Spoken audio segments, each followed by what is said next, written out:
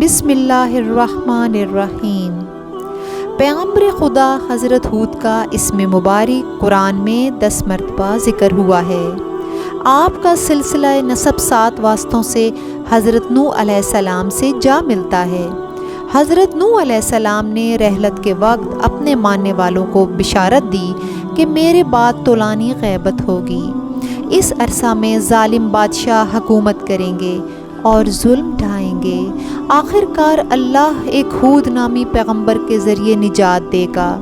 حضرت ہود شکل اور قد و قامت میں حضرت آدم کے مانند تھے۔ وہ انتہائی دلیر، باوقار، صابر اور بھاری بھرکم شخصیت کے مالک تھے۔ ان کی قوم عاد کے نام سے مشہور تھی۔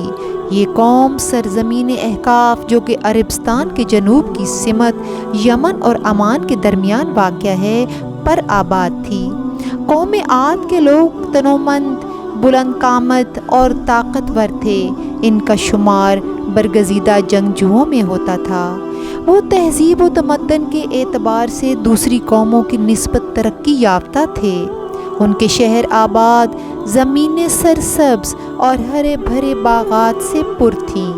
یہ قوم ناز و نم میں زندگی بسر کر رہی تھی۔ یہ قوم غرور، غفلت، سرکشی، عیش و عشرت اور جہالت، ہٹ دھرمی اور شہوت پرستی میں مست تھی۔ جب حضرت ہود علیہ السلام نے ان کو دعوت حق دی اور کہا کہ اللہ کی عبادت کرو کیونکہ اس کے سوا کوئی بھی معبود نہیں اور استغفار کرو، تو ان کی قوم نے ان کو جھٹلایا اور سرکشی اور ہٹ دھرمی پر اتر آئے۔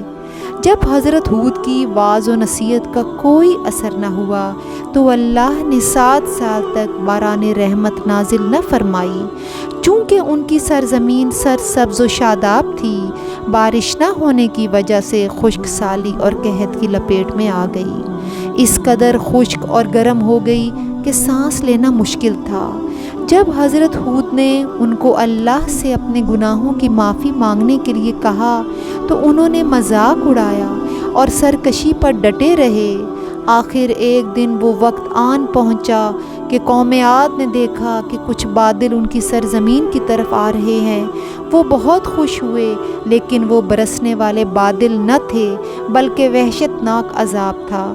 زیادہ دیر نہ گزری تھی کہ تیز غارت گر آندھی سر پر آن پہنچی اور آنن فانن انہیں اور ان کے اموال مویشیوں کو نیست و نابود کر دیا۔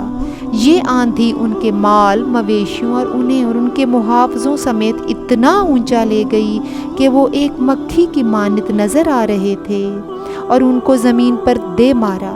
ان کی بے جان لاشوں کو ریت کے ٹیلوں تلے چھپا دیا۔